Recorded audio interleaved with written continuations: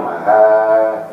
Hari Om. Om Namo Bhagavate Vasudevaya. Om Hrim Ramakrishnaya Namah. Om I am Atma Brahma.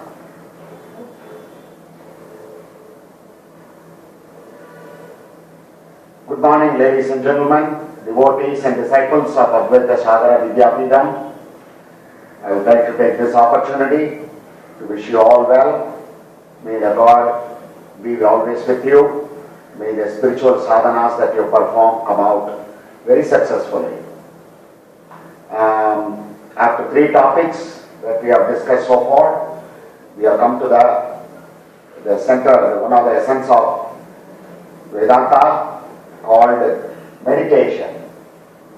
The word meditation by itself is very pronounced, and it is being in everybody's mind. Everybody wants to meditate, but it is a difficult task. It is a task that is of the highest order in the spiritual path, and people who have a good guru or a good guide with a proper knowledge being exchanged between the guru and the disciple can automatically sit in meditation. My idea, exclusively my idea, after a long, prolonged time, after practicing a lot of austerities that have been mentioned in the Shastras, I have come to a following conclusions, which I am going to share with you. And if it is right for you, if it fits you, if it fits your personality, then meditation becomes very easy. My idea here is not to sit for meditation, but make meditation make you sit. In other words, instead of you sitting down and forcing the meditation to come to you, if you allow yourself with all the adjuncts and all the other disturbances removed from you, then meditation automatically flows through you. It is a concept that has been taught to me by my guru, and this is a concept that I try to teach my disciples, and I myself very sincerely practice. In chapter 6 of Bhagavad Gita, well, let me stop here for a minute. I will go in this order that I have written. The very first thing is called meditation. Meditation is nothing but a singular thought continuously flowing in your intellect with the mind and all the other sense organs under the jurisdiction of the mind. That means they don't perform any action, they stay inert and alert and follow the intellect.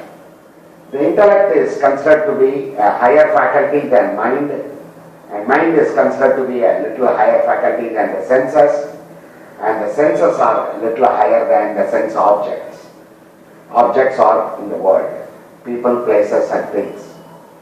So, in order to practice meditation, we have to have certain basic principles already established in us. Right living, living in truth, sama and dhamma, or niyama and yama and niyama. These are the basic foundation of any life, even in whether he is a spiritual aspirant or he is a worldly person. Yama and niyama, these are some characteristics that one should always follow. For example, one should not lie, one should not steal, one should not be jealous, one should not be angry, and one should live in purity, and one should be worshipping God. All these type of things form the basic. So I understand and I assume that people who are trying to meditate following some paths that I am going to prescribe and describe elaborately should always have these already established in their way of living. Right living is very important. That the same thing practiced over every day without fail becomes a habit, and after that it goes into the various layers of your mind, and it gets deeply embedded, and over a period of time it becomes a part of you. It becomes a personality of you. It becomes a characteristic of you. When you have such type of a way of living, the pleasure and the happiness automatically follows. If you forget to do it one day, that day is a lost day for you, and you very much feel in your mind. So, meditation, various books, volumes and volumes are written. I'm going to give it to you as basic, something for you to think about with some ends, so that you form your own ideas as you hear. Then I'll give you the back. The very first thing that I want to talk about, meditation. Meditation means dhyana. Dhyana can be either dhyana outside or dhyana inside. Whenever I say inside, inside means in the spiritual heart of the abode of your Atman. Now let me see. How many people know that where is your spiritual heart? Let me just give you where the spiritual heart is. If you extend your hand like this, the right hand, and you turn it around and go from your belly button up, and you take your left hand, extend it like that, exactly from the thumb to the little finger, and keep the thumb at your Adam's apple, and bring this down. Where these two, the thumb end and the little finger end meet, that is where your spiritual heart is. This is where our spiritual heart, not the loved up heart, but the spiritual heart, where some of the highest of your emotions and some of the highest of your feelings come, like friendship, like compassion, like empathy, like the selfless act. All these things come from the spiritual heart. There are 101 individual nadis called nerves that start from the heart and cover the whole body. As they go along the body, they get split, and then overall there are 72,000 nadis in the body. This belongs to the Sushma Sarira, the Linga Sarira from our previous lectures. This is what carries the electrochemical current from the brain center, from the control center to various parts of the body. Every individual cell is covered. Thereby, anything, an ant biting in your toe, your sense organ perceives that, and it automatically sends the hand to the toe where you feel the ant bite. That is how complicated and that is how the nerve centers are. When we meditate, we are going to use these nerve centers very elaborately and very exhaustively. The purification of these nerves, because we have been contaminated with the rajos and tamos qualities, and they have been always looking outside at the world through the sensory perceptions, through our jnanendriyas. The nadis, the nerves are corrupted. You have various things embedded automatically into the nerves. So when you see something, so when you see a lady walking, automatically your eyes follow the lady. When you see a collection of money somewhere, immediately your mind gets a thought, how good it will be if I possess that money. Those type of thoughts are developed in your own mind because of the previous impressions that you have collected, which are because of the dirt, rajos and tamos qualities. They are embedded in you. There is nothing wrong. Everybody has got that. Our idea here is to purify them. When you purify them, when you get rid of your rajos and tamos, what you are left with is pure sattva, which is transparent. When pure sattva is attained, your nerves and your nadis all become good. And the flow of the happiness, called the ananda, called the bliss, flows through all these nadis. So when you sit in meditation over a period of time, if you are a competent meditator, as per the Guru's instructions, you will automatically be in ananda. You will first realize Sat Chit Ananda's ananda part of it. That is the bliss flowing from the head all the way down. One important and very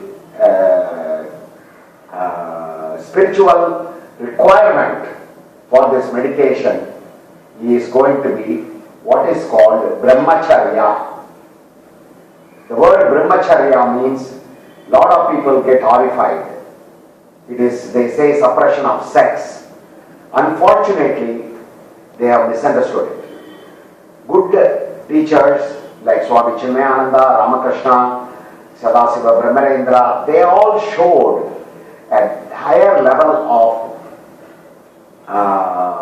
manifestation of the individual energies that come out, and the highest form of energy is semen, the energy that we produce during our sexual indulgence. When that is called Brahman, because that can create. It is the highest power. 100 parts of your food particle makes 1 part of child, which is the digested food. 100 part of that child makes 1 part or 1 drop of blood, and that circulates the body and that keeps the life alive. And 100 drops of blood is equal to 1 drop of semen. So the importance of semen is very much elaborated here. Saving of that is saving of energy. When it is properly mentioned, if you look at the word called brahmacharya, it is more closely resembling to Brahma Vichara. So brahmacharya takes you to Brahma Vichara. Brahma Vichara means questioning. Brahma Vichara means questioning about the Brahman. So brahmacharyam automatically leads. In the body, when you start saving your spiritual energy, in the form of semen energy, not wasting it or not draining it, it automatically starts rising up and it converts itself into what is called ojas, which is the 8th dhatu of the 10 dhatus in the body. When ojas is collected, the ojas happens to travel upwards. Urdha Redas, it is called. Urdhava Redas. People who constantly from the childhood practice brahmacharya, they are called Urdhava Redas. They are extremely brilliant. They have nothing that they cannot do. 1 or 2 examples of those is Swami Brahmananda of Ramakrishna, Swami Vivekananda of Ramakrishna. Brahmananda was the first executive officer of Ramakrishna Mutt and the Ramakrishna Mission, and you all know that Swami Vivekananda is the world Guru. So is with Swami Yogananda, so is with Swami Chinmayananda. I don't have to much elaborate on that. So this ojas converts itself into what is called the meta, and it comes and starts accumulating in the brains. It is self-luminous. When we say when a person is very much intelligent, extremely highly intelligent, we call him a meta. He is a medai. He is one of the very highly intellectual person. Same thing happens to a jnani bhakta. When he collects his vital energy, the energy slowly starts traveling up and it stays there. And whenever he taps his kundalini, he raises it up, it goes and joins that meta and it produces amrita. that completely flows through the entire body. This is the concept that when you sit down in meditation, in deep meditation, a flow of some kind of a fluid energy that flows through you, that floats you into the highest state of happiness called bliss, ananda. More than that, it's not the ananda that you compare what by contact with the sense objects. It is not like taking a piece of cake or a piece of halwa and putting it in your mouth and enjoying it. It is much, much, much higher than that. So this is called one of the highest bliss that man can. And the reason for that is no reason. He has automatically worked for it, and so now when at demand, he can tap that and he can be peaceful. He can not only be peaceful, he can also radiate peace. So that is for that. Next one is, we have what is called inside versus outside.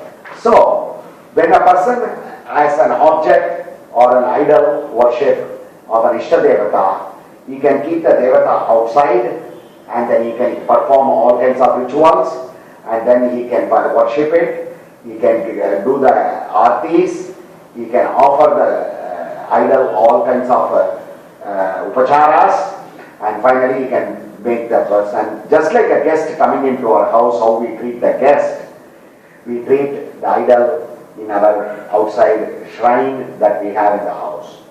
But it is very elaborate. It requires a lot of things. It requires a lot of cleanliness. It requires flowers. It requires various things. And if you miss one, you have a feeling that you have missed something. So, the outside your proper worship, ritual worship or even mental worship is much difficult than the easiest one called the inside worship. Outside worship is called Bahar, inner worship is called Antar. So Antar Yoga is one of the practices that is being given to every spiritual aspirant by every guru. Because he travels, because he works, because he stays in family life and so on. So he finds very difficult to every day sit down for 2-3 hours and perform the ritual worship.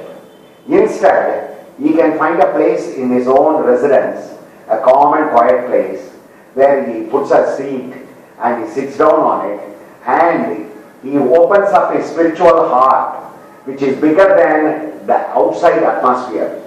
The spiritual heart inside, in Tamil, it is called Chitrambalam, that is Chidambaram. The most important deity in Chidambaram is Lord Shiva. So Shiva, you can meditate on, or you can meditate on Vishnu, you can meditate on any Ishta Devata that you chose of your choice. And bring that Ishta Devata by calling him, inviting him inside in the spiritual heart. Later on I am going to say how elaborately all these things can be done. But initially, you have a shower that day, then you sit down for a few minutes and you cleanse, clean with a broom or a sweep. These are all actions that are performed by your mind, so you can be perfect in it. There is no possibility of imperfection in the Antar Yoga. You yourself are doing it inside in your Chitrambalam.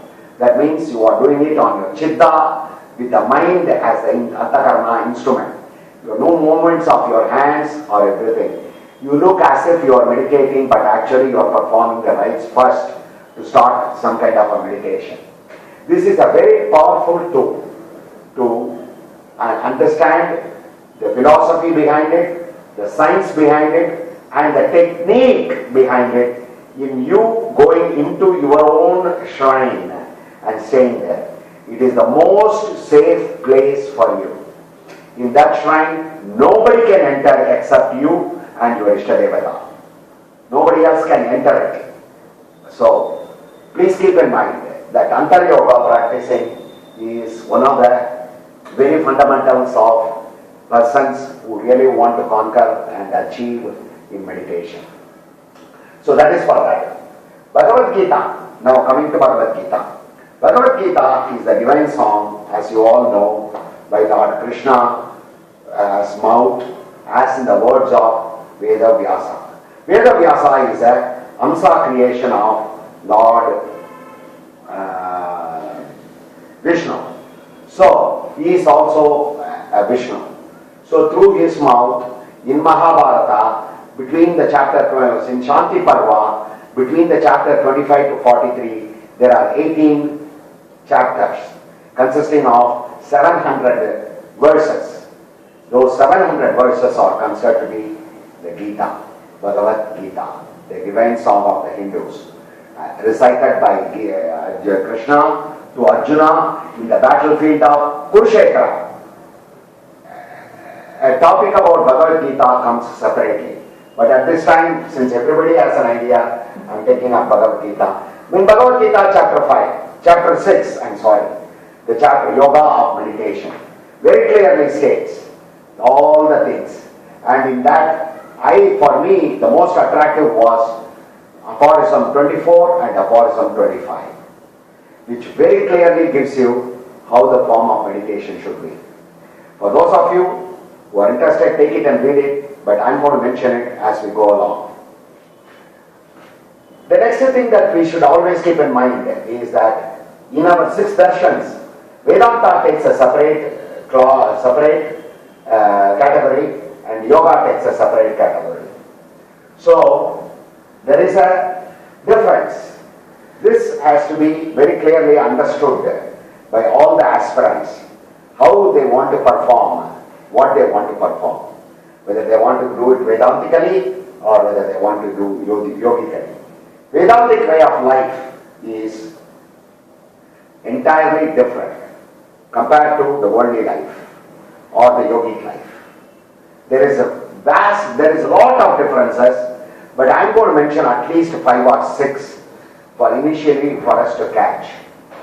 Vedantic meditation is top-down meditation. That means we meditate from the top, the highest truth, Brahman, down to Jiva. So it is top down.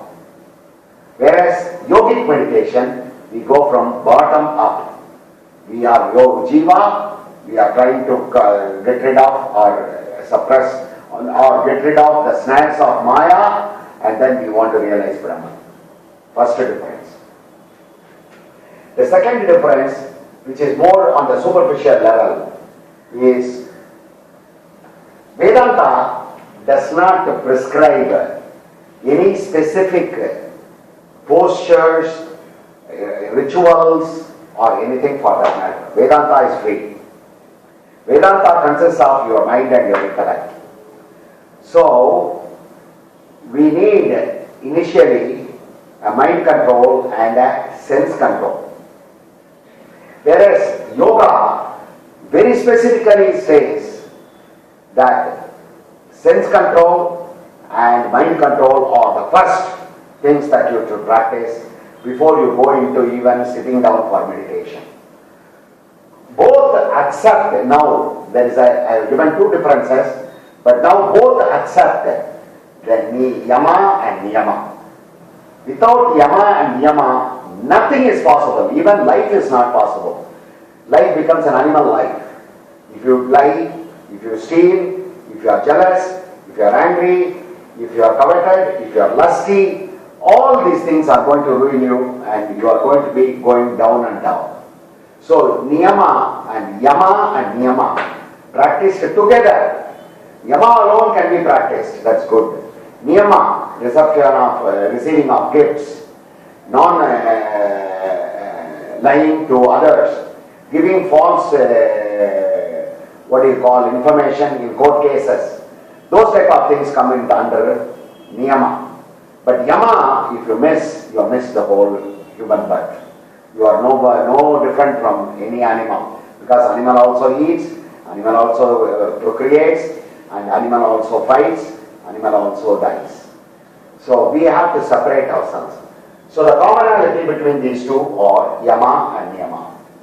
Now the next one is, yoga is 8-limbed, Ashtanga yoga. We start with Yama, Niyama, Asana, Pranayama, Pratyahara, Dharana, Dhyana, Samadhi.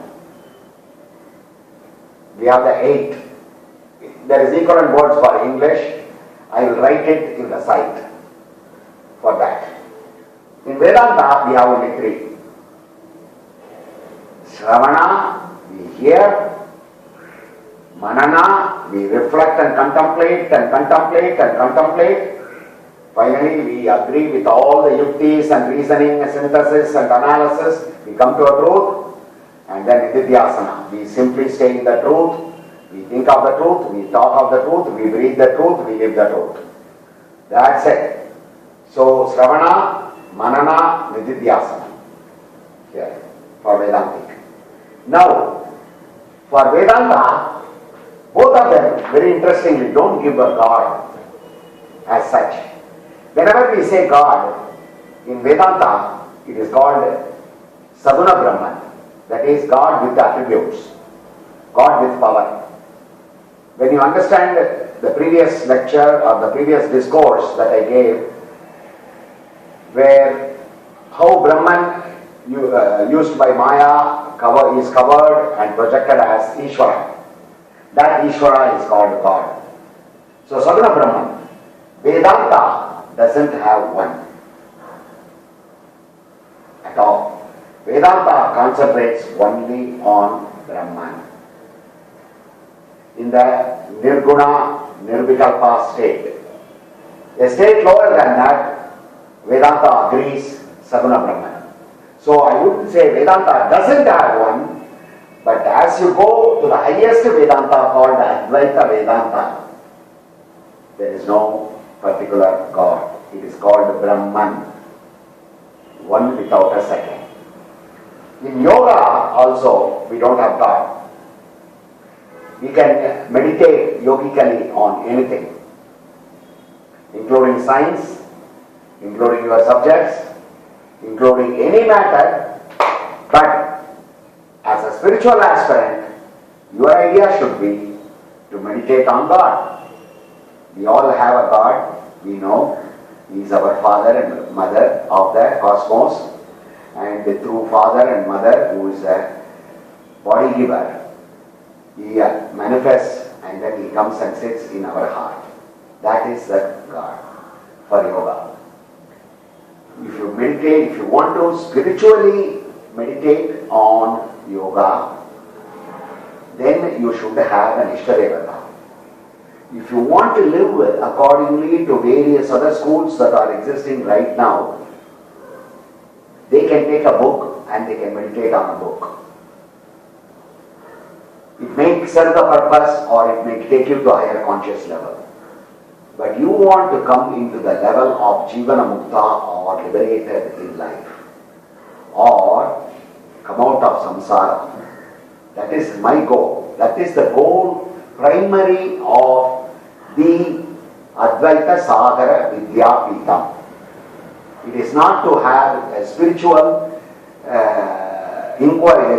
inquisitiveness or a theological speculation or knowledge intuition or just simply for passing time. We are doing the ASVP. We are here genuinely interested in coming out of samsara in one birth, this birth. When we have that knowledge, why don't we make use of it? When we have the highest treasure under our leg, buried in our own apartment or our own hut, won't you get the thrill to dig immediately and get that possession and possess it? When the Brahman is sitting in your Atman, I want to propitiate that Atman. And I want that Atman to be alive, and I want to see it, I want to feel it. I am the subject of the subject. I have to realize that subject. So this is the idea, both in Vedantic and in Yoga. This is the idea. Now, coming to the meditation part. Okay, I have drawn a little picture here. There are three things called Tripudi That means three things. Three means with Tripoti means three things that are involved. One is called the meditator, which is you and me. Another one is called meditation, the act of meditating, and the other one is called the object of meditation. Okay? These three entities are separate at the beginning. Now, let me see. I'm going to tell you something which for you to think about. Just think about. I'm not going to preach or I'm not going to teach. I'm going to just share some of my experiences with you. If you look at the nature, let us say you take a drive in the mountains, or you go to the ocean side, or you go to the river side, or you walk in the woods. Woods means forest. You walk in the forest. You see a lot of things around you. They are in nature. The most important thing, one more thing I wanted to add is the sun. Look at the sun. The sun automatically every day has its dawn in the morning, goes through the whole day, mid-afternoon sun, in the evening it goes to the dusk, goes through the other part of the globe, and so brings darkness. This is repeated without fail. That means the sun is meditating. Anything that is periodically done without fail in the same fashion as one and the same is called meditation. If you look like that, the sun is meditating, the ocean is meditating with its waves constantly, never stops. The air is meditating, constantly it is flowing. The fire is meditating. Anything you put on the fire, immediately it will take the shape of the fire. The fire will take the shape of that object and it will burn into ashes. If you take water, the flow of water, the ice melts in the mountains, flows down, it gets two banks, it limits itself towards to the two banks, it flows through and it merges with the ocean.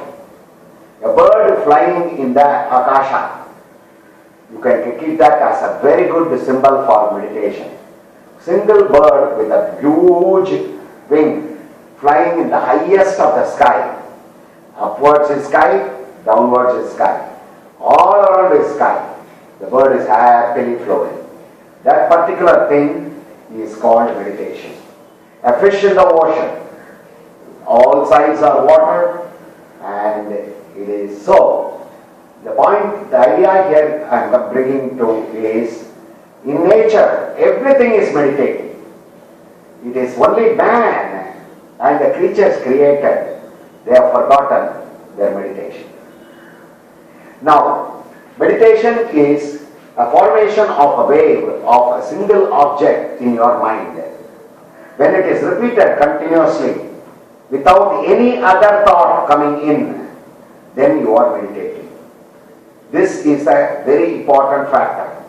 If you keep your mind calm and take only one thought minus all the other thoughts and continuously make your mind flow towards a thought. What is it? Why is it? How is it? First all these things around it so that the outer layer is broken. Then there comes the inner layer. As you go, layer after layer is peeled.